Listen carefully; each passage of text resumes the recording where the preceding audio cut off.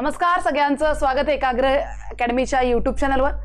तर आपण टार्गेट 1 जून group C साठी एक सिरीज सुरू केलेली आहे आणि या सिरीज मधलं हे आजचं पॉलिटीचं सेशन। आज आपण पॉलिटीच्या प्रश्नांचं विश्लेषण करणार आहोत आणि तुम्हाला इथं काही अतिसंभाव्य प्रश्न सुद्धा दिसतील आणि काही PYQs सुद्धा दिसतील आणि याच्या माध्यमातून आपल्याला तयारी करून घ्यायची आहे। सगळे जर तुम्ही सेक्शन अभ्यासले like history, geography, economics, science, current affair तर सोडून द्या, त्यावेळेचा करंट अफेअरचा काही एक रिलेव्हन्स नव्हता, तर हे सगळे सेक्शन जर तुम्ही अभ्यासले सेक्शन तर इथं तुम्हाला सगळ्यात सोपा सेक्शन जो आहे तर तो पॉलिटीचाच दिसणार आहे। पॉलिटी अगदी सोपं होतं। चला लगेचच बघूया, जास्त वेळ आपल्याला इथे लागणार नाहीये, खूपच कमी वेळात आपण पॉलिटीचा जो सेक्शन आहे तर तो पूर्णपणे इथं समजून घेणार आहोत। तर अतिसंभाव्य प्रश्नांचं विश्लेषण आपण करतोय। तुम्हाला जर काही डाऊट असेल, काही विचारायचं असेल तर इथं एकाग्र अकॅडमीचा कॉन्टॅक्ट नंबर आहे, तर तुम्ही या कॉन्टॅक्ट नंबरवर संपर्क साधू शकता आणि त्यासोबत तुम्ही सर्वांनी एकाग्र अकॅडमीचा ॲप डाउनलोड करा। तुम्हाला तिथे नोट्स असतील, काही महत्त्वाच्या बाबी असतील तर त्या तुम्हाला आपल्या ॲपमध्ये मिळतील। त्यानंतर तुम्ही आपल्या वेगवेगळ्या सोशल मीडिया प्लॅटफॉर्मवर आपल्याला फॉलो करू शकता, सबस्क्राईब करू शकता, जॉईन करू शकता। चला तर मग येऊया आपण आपल्या मुद्द्याकडे आणि सुरुवात करूया आपल्या पहिल्या प्रश्नांसोबत। तर भारतीय राज्यघटनेच्या कोणत्या अनुसूचीमध्ये प्रत्येक घटक राज्य व केंद्रशासित प्रदेशासाठी राज्यसभेतील जागा वाटपाबाबतची तरतूद आहे? तर तुम्हाला प्रश्न विचारला राज्यसभेतील जागा वाटपासंबंधीची जी तरतूद आहे तर त्या संबंधी हा प्रश्न आहे। तर इथं तुम्ही बघत असताना सगळ्यात पहिले तुम्हाला ज्या 12 अनुसूच्या आहेत, आपल्या राज्यघटनेतील 12 अनुसूच्या या पाठ पाहिजे बरं का पूर्ण। एक्सक्यूज, नो एक्सक्यूज, इथे तुम्ही कोणताही एक्सक्यूज द्यायचा नाहीये। 12च्या 12 ज्या अनुसूच्या आहेत तुम्हाला हेही माहित पाहिजे की ज्या वेळेला आपलं संविधान सभा किंवा आपलं संविधान तयार झालं त्यावेळेला किती अनुसूच्या होत्या आणि त्यानंतर सध्याच्या घडी किती अनुसूच्या आहेत। तर पूर्वी 8 होत्या आणि आता किती आहेत, तर आता आपल्याकडे 12 आहेत। दोघांचंही कंपॅरिझन करून गोष्टी पाठ ठेवायच्या आहेत, ठीक आहे। तर आपल्याकडे 4 अनुसूच्या वाढलेल्या आहेत, त्याच्यामध्ये 9वी आहे मालमत्तेसंबंधी, जमीन सुधारणा संबंधी, 10वी आहे पक्षांतरबंदी, 11वी ग्रामीण स्थानिक स्वराज्य संस्था, 12वी शहरी स्थानिक स्वराज्य संस्था। आता येऊया आपण आपल्या मुद्द्याकडे, म्हणजे पहिली, दुसरी, तिसरी, चौथी जी तुम्हाला माहिती असणं अपेक्षित आहे। पहिली जी आहे तर ती संघराज्य आणि केंद्रशासित प्रदेश यांची नावं तुम्हाला त्याच्यामध्ये दिसतात। सेकंड जी आहे त्याच्यामध्ये पगार आणि भत्ते आहेत, ओके, पगार आणि भत्ते। तिसरी जी आहे त्याच्यामध्ये शपथ आहे,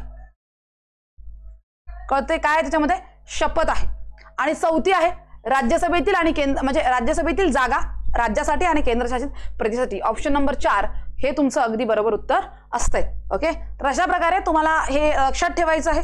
5वी सुद्धा लक्षात ठेवा, अनुसूचित जाती संबंधी आहे, म्हणजे अनुसूचित क्षेत्र आहे।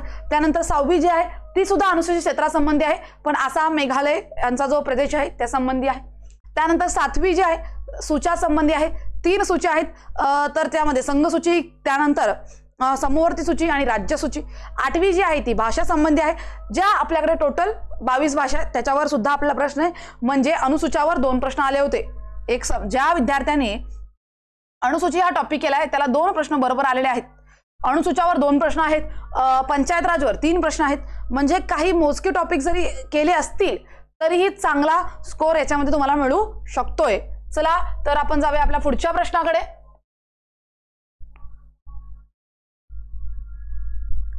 कोणत्या घटनादुरुस्ती अन्वये ग्रामसभेला संविधानिक दर्जा प्राप्त झाला?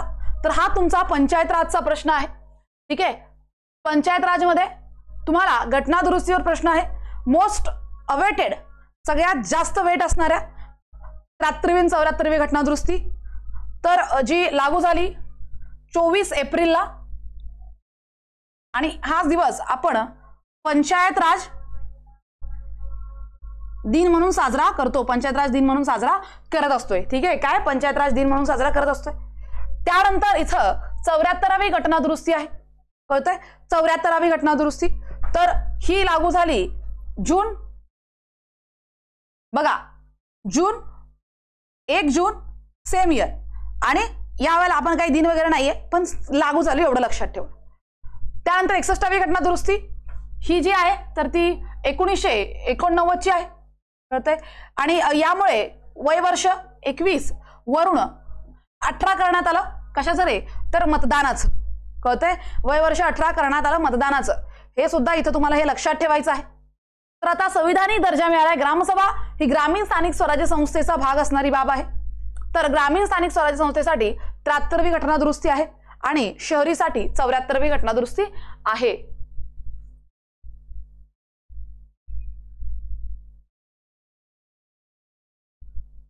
भारतीय संसदेबाबत खालीलपैकी कोणती विधाने बरोबर आहेत?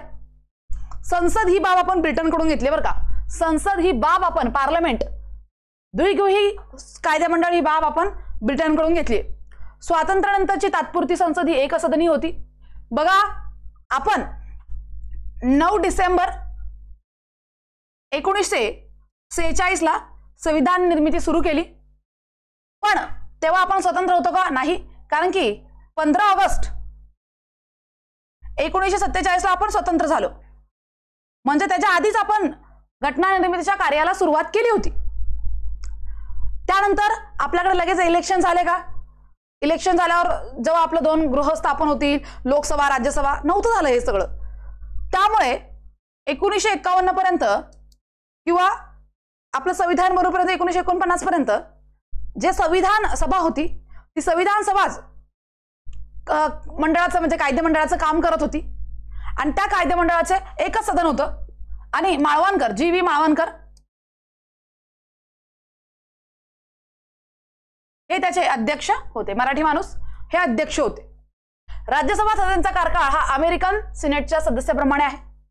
तर बघा, राज्यसभा किंवा राज्यसभेचे अध्यक्ष सभापती कोण असतात? तर उपराष्ट्रपती असतात. ओके, उपराष्ट्रपती हे असतात. आणि उपराष्ट्रपती पद हे आपण USA कडून घेतलं आहे. हे पद आपण USA कडून घेतलंय. तर आता हे पद यांच्याकडून घेतलंय तर ते त्याचे अध्यक्ष असतात. तर कुठेतरी यांचा संबंध आहे राज्यसभेशी. तर हे सुद्धा बरोबर आहे की राज्यसभा सदस्यांचा कार्यकाळ जो आहे अमेरिकन सिनेट प्रमाणे कधीही त्यांचं ते संपत नसतंय. फक्त सदस्य काय निवृत्त होत असतात. हे एक स्थायी सभागृह आहे, कायमस्वरूपी सभागृह आहे. तर तुमचे दोन्ही ऑप्शन जे आहेत तर ते अगदी योग्य ठरत आहेत, अगदी बरोबर आहेत. चला तर जाऊया आपण आपल्या पुढच्या प्रश्नाकडे.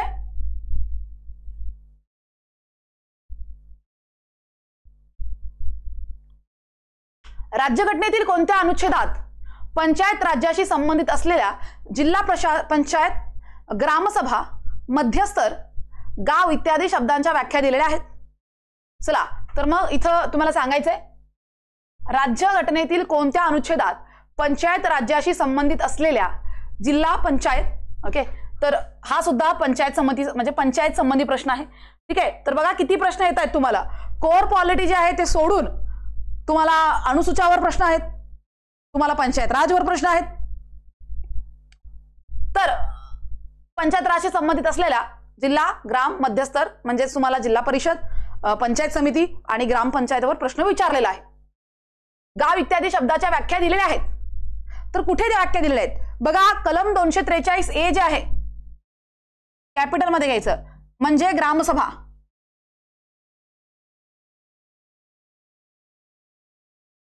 होते म्हणजे काय रे, तर ग्रामसभा आहे. आणि कलम 243 ओ म्हणजे 243A ते 243 ओ हे ग्रामीण स्थानिक स्वराज्य संस्थेशी संबंधित आहे. 243P ते 243ZG हे स्थानिक शहरी स्थानिक स्वराज्य संस्थे संबंधी आहे. शहरी. तर तुमचं उत्तर असतं इथं कलम 243. ठीक आहे, कलम 243 अगदी बरोबर राहते. पुढे बघूया आपण. खालील विधाने लक्षात घ्या. तर बघा, सध्या भारतीय राज्यघटनेत 8व्या परिशिष्टात 22 भाषा नमूद केल्या आहेत. अगदी बरोबर आहे. बघा, परिशिष्टावर किती प्रश्न आहेत? जवळजवळ 3 प्रश्न परिशिष्टा संबंधीच आहेत. फक्त 12 अनुसूच्या ज्यांनी केल्यात त्याची चांदी. तर 8व्या परिशिष्टात 22 भाषा नमूद केल्या आहेत.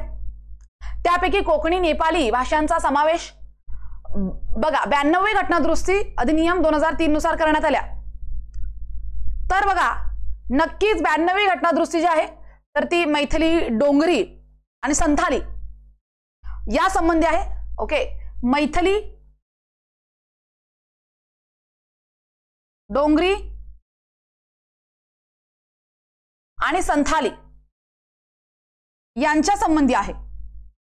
आणि कोकणी आणि नेपालीसाठी इथं 71वी घटनादुरुस्ती आहे. कळतंय? कोणती 71वी घटनादुरुस्ती? 1991. आणि ही जी आहे तर ती या संबंधी आहे. कळतंय? सुरुवातीला ज्या वेळेला आपली घटना तयार झाली त्यावेळेला आपल्याकडे फक्त 14 भाषा होत्या, तर त्याच्यामध्ये 8 ऍड झाल्या. सध्याला आपल्याकडे 22 भाषा आहेत. ओके, अधिकृत 22 भाषा आहेत. तर हे लक्षात ठेवा. पहिलं तुमचं बरोबर आहे, दुसरं तुमचं चुकीचं आहे. इथं पाहिजे होती 71वी, तर हे बरोबर असतं. तर कोणते विधान योग्य आहे असं विचारलंय तर फक्त अ तुमचं योग्य असते. ओके, फक्त ए ऑप्शन अगदी बरोबर आहे. चलो नेक्स्ट क्वेश्चन.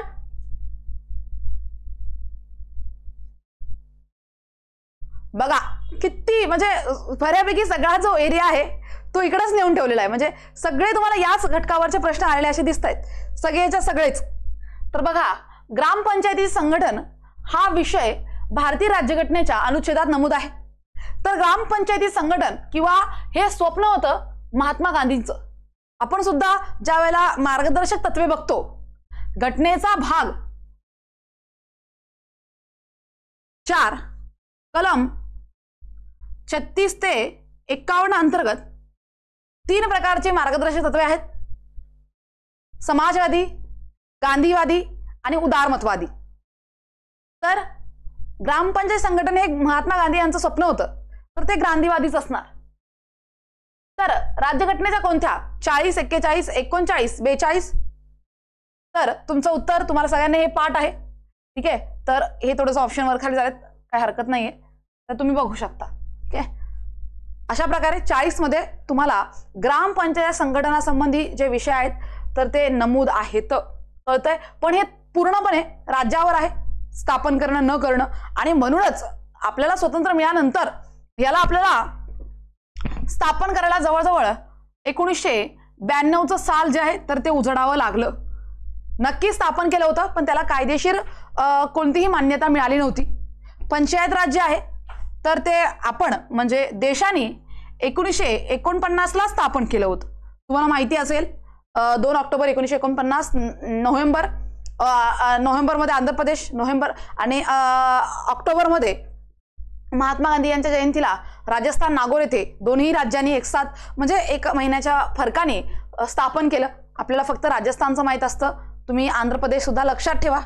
तर स्थापन आधीच केलेलं आहे. त्यानंतर बळवंतराव मेहता यांच्या शिफारसीला मध्यनजर ठेवता आपल्या राज्यात म्हणजे वसंतराव नाईक यांनी सुद्धा पंचायत राज अस्तित्वात आणलं, त्रिस्तरीय पंचायत राज अस्तित्वात आणलं.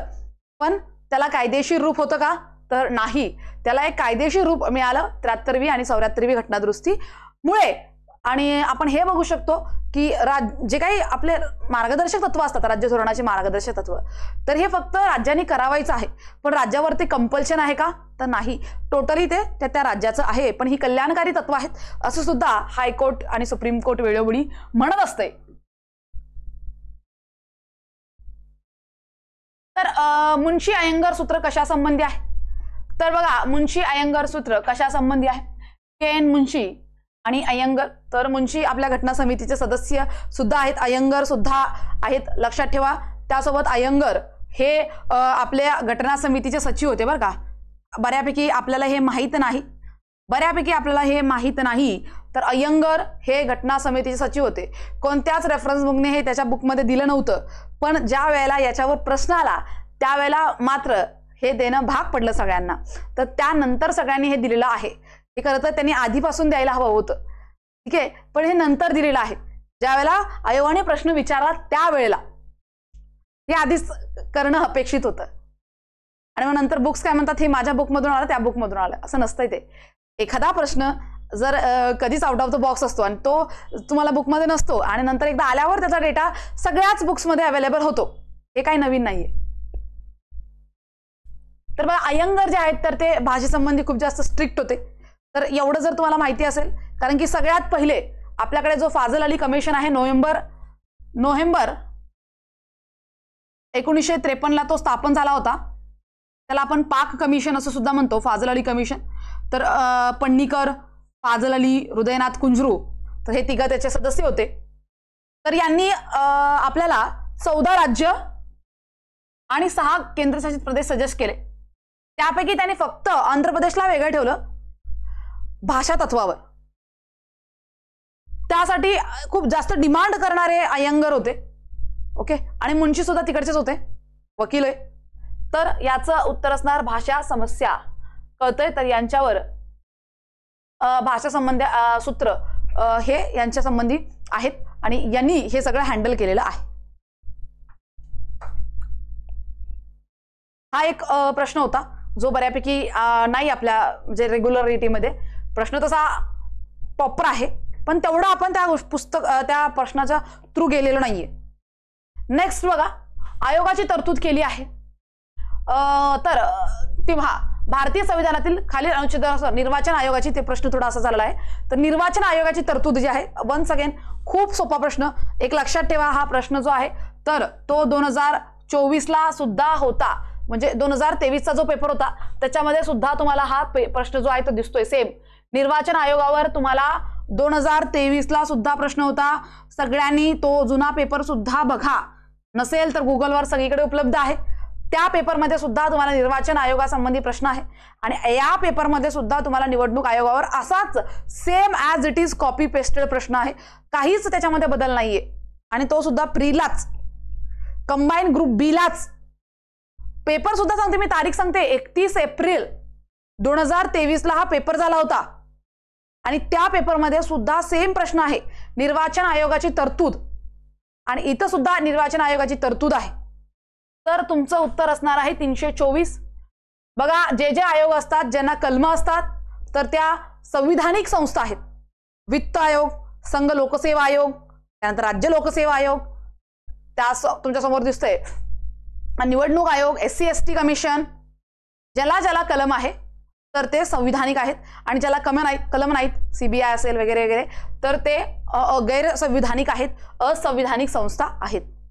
तर अशा प्रकारे हे लक्षात ठेवा. 368 घटना दुरुस्ती आहे. 3 प्रकारे घटना दुरुस्ती होतात, पण या कलमाच्या माध्यमातून फक्त 2 प्रकारच्याच घटना दुरुस्त्या होतात. ही एक मायनरची कन्सेप्ट आहे जी बऱ्यापैकी आपली क्लिअर नसते, तर पोरांनो क्लिअर ठेवा. ठीक आहे, चलो नेक्स्ट.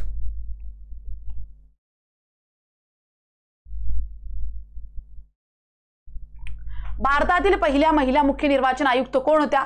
तर खूप कमी वेळ मिळाला होता त्यांना आणि त्यानंतर एक लेजेंडरी व्यक्ती आपल्या देशाचे निर्वाचन आयोग किंवा आयुक्त झाले. त्यांचं नाव आहे शेषन, ज्यांनी खूप जास्त मॉडर्नायझेशन, खूप जास्त टेक्नॉलॉजी आणि खूप जास्त ट्रान्सपरन्सी, ठीक आहे, या निवडणूक आयोगामध्ये सगळ्यात जास्त ट्रान्सपरन्सी किंवा एक विश्वासार्हता जी आहे, जर ती कोणामुळे मिळाली असेल तर ती शेषनमुळे मिळाली. आणि आता हळूहळू जी विश्वासार्हता आहे तर ती कमी होत चाललेली आहे.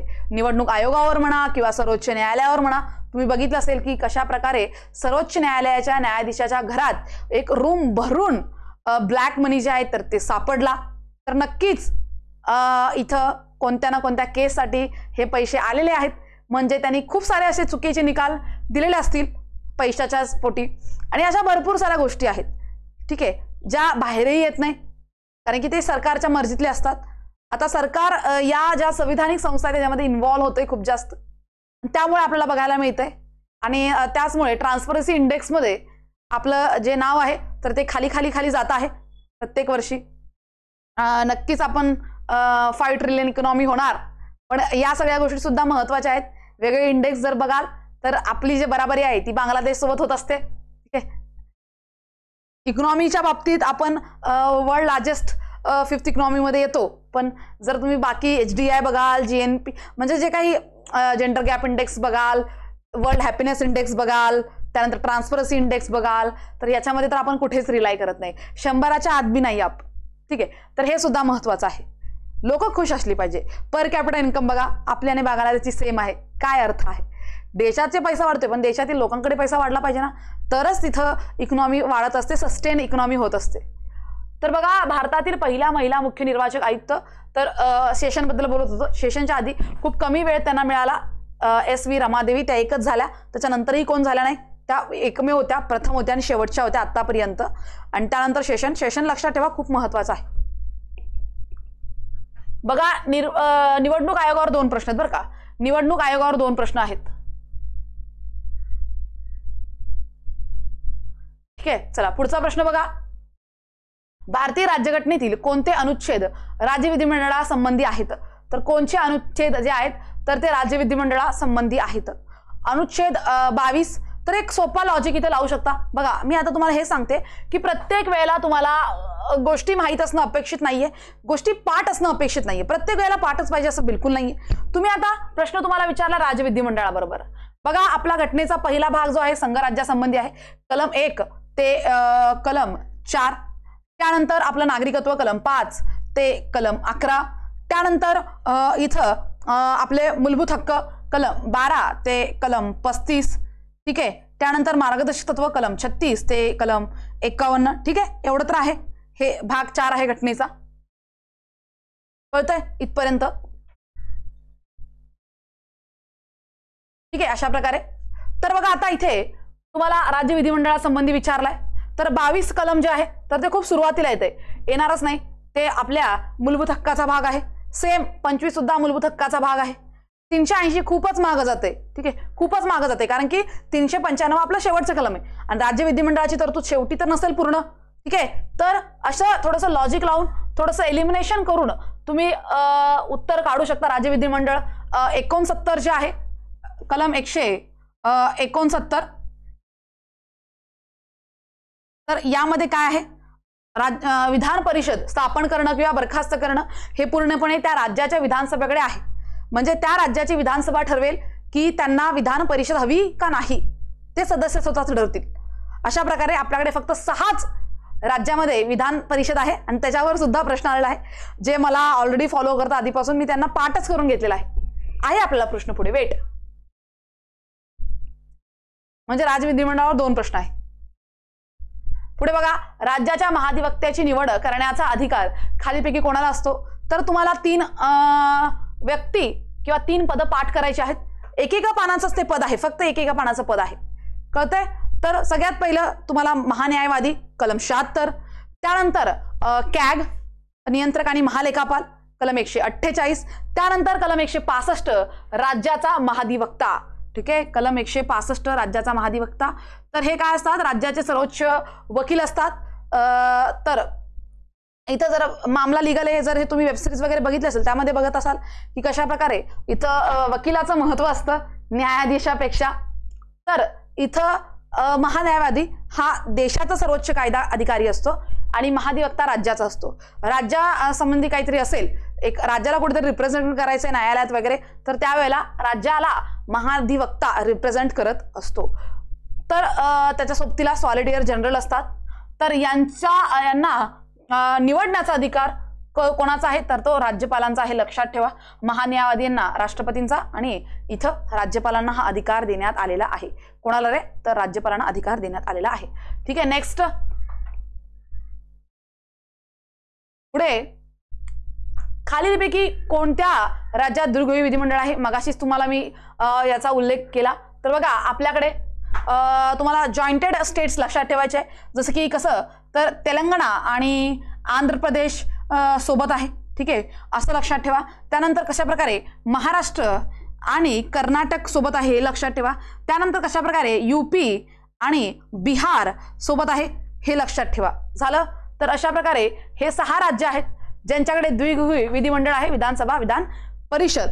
तर इथं दिसतंय सगळे राज्य आहेत. गुजरातमध्ये नाहीये, त्यानंतर त्रिपुरामध्ये नाहीये, ओडिसामध्ये नाहीये, गुजरातमध्ये नाहीये.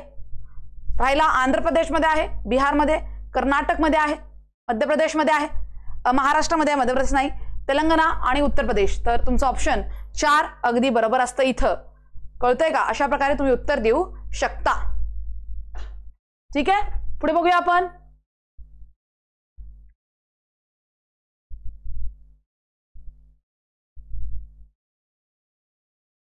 घटनेतील अनुच्छेद, ठीक आहे, घटनेतील अनुच्छेद 154 प्रमाणे घटनेने राज्याचे सर्व कार्यकारी अधिकार कोणाकडे सोपवले आहेत?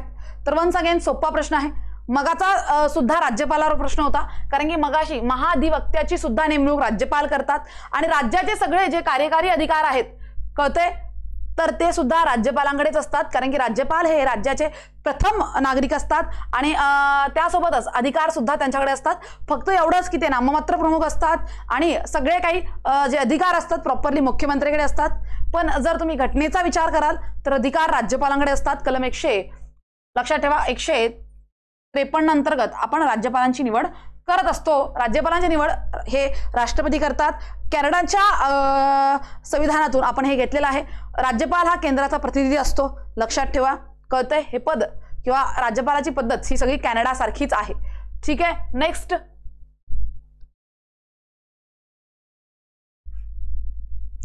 वन्स अगेन राज्यपालावर 3 प्रश्न आहे. ठीक आहे, बघा, तुम्हाला घटनेच्या सुरुवातीच्या भागावर एकही प्रश्न नाहीये, जे नेहमी असतं. जसं की तुम्हाला सगळ्यात पहिले संघराज्यावर नाहीये, नागरिकत्वावर नाहीये, मूलभूत हक्कावर प्रश्न नाहीये, मार्गदर्शक तत्वावर प्रश्न नाहीये, राष्ट्रपतीवर प्रश्न नाहीये, कळतंय. तुम्हाला महान्यायवादीवर नाहीये, त्यानंतर कॅगवर प्रश्न नाहीये. डायरेक्टली तुम्हाला शेवटून सुरुवात झालेली आहे. शेवटून म्हणजे इथून विधिमंडळापासून सुरुवात झालेली आहे विचारायला प्रश्न. विधिमंडळापासून समजून घ्या. जिल्हा न्यायाधीशाची नियुक्ती कोणाद्वारे केली जाते?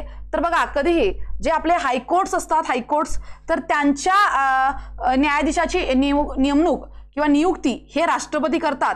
कधीही राज्यपाल म्हणायचं नाही, राष्ट्रपती करत असतात, लक्षात ठेवा. त्यांना शपथ जी आहे, शपथ ती मात्र राज्यपाल देतात, पण नियुक्ती मात्र राष्ट्रपती करतात. पण ज्या वेळेला जिल्हा न्यायाधीशाची डिस्ट्रिक्ट कोर्टचा विषय येतो त्यावेळेला मात्र राज्याचे राज्यपालच नियुक्ती करत असतात. ठीक आहे, त्यावेळेला राज्याचे राज्यपाल. पण जे काही आपल्या उच्च न्यायालयाचे सगळे उच्च न्यायालय जेवढे 25 उच्च न्यायालय आपल्याकडे सध्याला आहेत, आपल्याकडे सध्याला 25 उच्च न्यायालय आहेत, तर त्या 25 उच्च न्यायालयाच्या न्यायाधीशाची जी नियुक्ती आहे तर ती सगळी राष्ट्रपती करतात. त्याच्यामध्ये आपल्या हायकोर्टच्या जजांचा सुद्धा समावेश असतो, त्यासोबत राज्याच्या राज्यपालाचा समावेश असतो. समजा आपण जर तिथे अन्य न्यायाधीशाची नेमणूक करतोय त्यावेळेला त्या न्यायालयाचे मुख्य न्यायाधीश असतात आणि जर मुख्य न्यायाधीश करत असेल तर राज्यपाल असतात, हायकोर्टचे मुख्य न्यायाधीश असतात, सुप्रीम कोर्टचे चीफ जस्टिस असतात, तर यांचा सगळा समावेश होतो. पण जर आपण घटनेच्या माध्यमातून ह्या गोष्टी बघतोय तर त्यावेळेला मात्र इथं नेहमी तुम्हाला राष्ट्रपती हेच नाव घ्यायचं आहे. कशासाठी? उच्च न्यायालयासाठी. चुकून उच्च न्यायालयाला कधीही राज्यपाल घ्यायचं नाही. ठीक आहे, चला, तर इथे आपले जे 15 प्रश्न आहेत तर ते कंप्लीट झालेले आहे. बघा, 15 प्रश्न जर तुम्ही बघाल तर सगळ्यात जास्त प्रश्न तुम्हाला पंचायतवर आहेत, त्यानंतर विधिमंडळावर आहेत, त्यानंतर राज्यपालावर आहेत. हे जे घटक आहेत ते जास्त तुम्हाला इथे दिसत आहेत. तर हे काय प्रत्येक एक्झाम मध्ये असं असेल नाहीये, पण तुम्हाला प्रॉपरली फक्त काहीच घटक करायचे आहेत. पॉलिटी सुद्धा करत असताना आता तुम्हाला इथे आंतरराष्ट्रीय संबंध वगैरे खूप सारे प्रश्न असतात, म्हणजे टॉपिक्स आहेत आपल्याकडे वाचण्यासारखे, पण त्याच्यावर प्रश्न तेवढे बनत नाही. तर उगाच त्या गोष्टीला महत्त्व देणं कोणत्याही प्रकारे योग्य नाहीये. त्यामुळे नेहमी प्रयत्न करत चला की जे मोस्ट अवेटेड टॉपिक्स आहेत तर ते पहिले करायचं आणि त्यात जास्तीत जास्त रिव्हिजन करायचं. आय होप तुम्हाला आजचे प्रश्न जे आहेत तर ते समजले असतील, आवडले असतील. जर तुम्हाला काही विचारायचं आहे तर तुम्ही आपल्या नंबरवर कॉन्टॅक्ट करू शकता. एकाग्र अकॅडमीच्या कॉन्टॅक्टवर तुम्ही संपर्क करू शकता, दिसतंय. आणि त्यासोबत तुम्ही वेगवेगळ्या सोशल मीडिया प्लॅटफॉर्मवर सुद्धा आम्हाला कनेक्ट होऊ शकता, कळतंय. चला, तर या लेक्चरमध्ये आज इथेच थांबते. भेटूया आपल्या नेक्स्ट लेक्चरमध्ये. Thank you so much.